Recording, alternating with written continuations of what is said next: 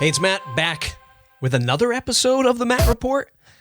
So I've been doing a lot of diving into SEO and ranking for AI search results, right? If I'm somebody leveraging AI and I'm going to ChatGPT versus Google and I'm searching for something, I'm trying to understand as an end user and as a business owner how ChatGPT and these other AI platforms are ranking your content within the result. Like if I'm asking what are the best WordPress podcasts to listen to, generally it gives me a list of the top 10 podcasts in the WordPress space.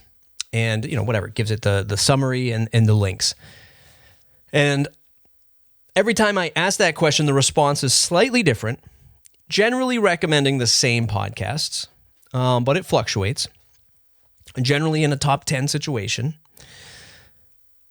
So like lots of thoughts go through my head, right? Like, why is it always top 10? Is it top 10 because that's what humans are generally always asking? Is it always top 10? Why not 27? Why not 185? Like, why isn't it every single podcast? How do you get to the top 10? And quite often on that top WordPress podcast list is the Matt Report. And it makes me chuckle because I haven't released a podcast episode on the Matt Report for many, many years. I mean, I've released a replay from the WP Minute Plus, a really great episode that I think others should listen to, but I haven't released an episode except for this episode that you're listening to right now in many years. So then I start going down this rabbit hole of thinking about, how how AI has learned off the back of Google results. Because when you Google the top WordPress podcast, you get the same almost listicles that have listed Matt Report for many years and not the WP Minute. And then the next thought enters my mind, like how smart is like ChatGPT, OpenAI, all these platforms getting? If you ask OpenAI now, the top WordPress podcast is finally recommending the WP Minute. But is it the WP Minute because it's in my context? Because it's the stuff that I've talked to it about? Just like your Google search history? So how smart is this stuff getting? Because if it's only as smart as the article that was published 8 years ago that listed the Matt Report, what's the point? What is the point? So anyway, I'm just like down this deep, dark rabbit hole, and I was just like, maybe I should just make a Matt Report podcast episode again to see what happens. I have far too many podcasts. I am far too busy to really create yet another podcast and to be pulled in another direction. But just something hit me today. I was like, yeah, let's record something for the Matt Report and just see what happens. And really the title of this is just a long way of getting to where we're going with today's conversation.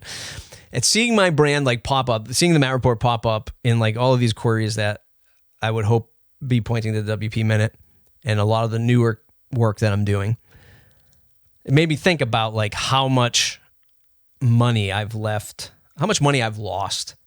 over the years, maybe specifically as a content creator and as a marketer, and personal branding. But it makes me think about like all this money I've lost over the years by, I don't want to say not having a plan, but not strategically thinking about content. Like I've seen so many other successful people do it. The first two guys that come to mind is, let's say, Jay Clouse, Pat Flynn. Pat Flynn is really early days, so he's been doing it as long as I have, but I feel like he set out with a strategic plan to do a thing with his content. I'd also argue that Jay Clouse did the same thing. Once he found some traction, I think these guys have strategized to monetize and to brand themselves. That could be a little bit harsh when you hear my definition of personal branding in a moment, but aside from like the standouts, because they are standouts, let's face it, like not everyone has done that. I've seen a lot of people approach, and this is my dilemma, right? This is how I see money left on the table as content creators and business builders, and why I'm okay with that. So I've seen a lot of people like look at personal branding and just immediately monetize it. Like figure out a personal brand, like what's my value prop? Who is my audience?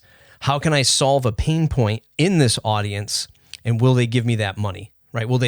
Can I, at the end, monetize this? And there's nothing wrong with that. In fact, this is where I have lost money because I've never done that. It's always just been, here's the content and here's the message I want to put out into the world first and foremost. And then, can I get people rallied around that? Like, do people retweet it? Do people leave me comments? Can I build a community around it? And then make money. Whereas I think a lot of people go money first, value prop, marketing plan, and then rinse, repeat. Like, how do I like rebuild this cycle? And the issue I have with that is, for me, like personal brand is that lifelong story. Whereas I want a personal brand to, start whenever you want to plant that flag in the ground. I want to start a personal brand. And it ends when you die, right? That's how I see it. I never want to take a personal brand and say it's attached to this product. It's attached to this business, right? It's attached to this concept or belief. For me, the personal brand is the sum of it and the journey across it, across all of those things that happen. The businesses just happen along the way. So like when people ask you, should I start a podcast? I'm like the last person to ask because there's no strategic thing here. I have a blog, a newsletter, multiple podcasts, multiple YouTube channels. My main source of like side income is selling sponsorship. I don't have a course, a digital product, a piece of software, merch, like none of that exists. I simply create content and ask brands, do you want to tie your brand to this work that I'm putting out? That's my business model. Oh, okay, some consulting on this, as well, but largely sponsorship stuff. And a membership site. But the membership is, for me personally, is like it's tied to sponsorship. It's my promise is you like the work that we do. At minimum, if you like the work we do, you give us $5 because you like the work that we do, and you can join a Slack channel and meet some other folks. Like my stake in the ground for that is I'm not, I saw somebody tweet the other day like, oh, I got this monetary goal for my community. I want to make X amount of thousands of dollars per month. I just got to get more people in the community. My gut reaction to that is, one, I could never do that because I just look at community and I go, this is such hard work, and that communities need to be so valuable that if you're leading with the thought of like, how do I grow monetarily, you're immediately putting that member in your membership on the back seat to say, I just need to grow and make and earn money, not how do I serve the individual who's going to join this membership. So it's like, I look at the personal, like I don't attach personal brand to just this one endeavor. It's the collection of everything, which again, on paper, with the examples I've just gave of other folks who have done great content marketing and built communities and built products and sell courses and do speaking, I've seen them thrive and do really well. It's just not something I could ever wrap my head around, first and foremost. Because if you call what I do a strategy, the most valuable thing that I've earned from creating content over 15 years and looking at this as a lifelong journey and wanting certain things to end along the way, like this very podcast, other business ventures, as I look at building trust, a network of people, and largely a body of work over that 10, 15 years, well, more than 15 plus years now at this point, in the WordPress space or in the digital landscape. I look at that as more valuable because it's allowed me to obviously first and foremost have great friends, but then also have like great career relationships or business relationships. Being able to talk to other business founders and network and connect with others, leveraging that in the, whatever career I'm at, like now with Gravity Forms. So there's definitely been value here, but the only plan is to do it well and try to serve, and then figure out the businesses along the way. Would I love to have business first? Yes. Am I trying? Kinda, with the WP Minute, trying to make it more precise, find the right audience. But for me, it's about finding the right audience. Like coming up on the WP Minute, I want to get back into hosting conversations about agency life again, right? Like what's it like to run a WordPress agency these days in the face of WordPress drama, more competition, God knows what happening in the economy, AI, other platforms. How does one navigate these waters, right? Saturation, complexities of WordPress. How are people running these WordPress agencies these days? Now, that's what I started with this particular show many years ago. Transferred that over to the WP Minute. By the way, if you haven't listened to any of the WP Minute stuff I do, search for the WP Minute in your favorite podcast app where you're listening to this now. And make sure you subscribe to both of them, the short form podcast for the busy freelancer and agency owner, and the long form one, the WP Minute Plus, where these conversations are happening about agency life. So back to my point about caring about content first and foremost, and caring about the audience, caring about you, is I haven't run an agency. I ran an agency for a decade, but that was years ago. That was before Elementor was big. Okay, that's how long ago it was. Sure, I can speak about it. Yes, people still ask me about agency life. Do I still talk to agency owners every day? Absolutely. I interview them. I work with them at Gravity Forms. I go to PressConf and chat with others and get the pulse of the industry. But I'm not living it day to day. Like I'm not the one trying to survive off of having a client give me that final 50% of the project. And if you know, you know. So I'm bringing on Kurt Von Onen and Toby Crines to host a series of agency-specific podcast episodes on the WP Minute Plus. So once again, like if that's you, because it's been a while since maybe you've heard me on this channel, those were the conversations are going to happen. So search for the WP Minute Plus and the WP Minute, just the WP Minute. You'll see both of them. Subscribe to both of them because you want to stay connected. And that's my own, that's my biggest strength and weakness. And I'm just curious if it relates to anybody, else out there. If you're listening to go, yes, like I create content because I love it first and foremost. I look at it as increasing surface luck area. Like I just do this thing and things happen. That's me. On paper, it's stupid. I get it. But it's just like a more long-term thing than it is a short-term thing for me, for, lack of a better phrase. I've always been somebody that like content is about that passion. I guess the only other like strategy I have is like in a broad sense, I'm always thinking the content should, and this is advice I give to everybody. This is not just my own like secret sauce here. It's pretty obvious. content should educate, entertain, or inform, or all three, right? Which is what I try to do with the WP Minute. Educate, entertain, inform, right? EEI. I don't know. IEE. Depends on how you want to throw it all together.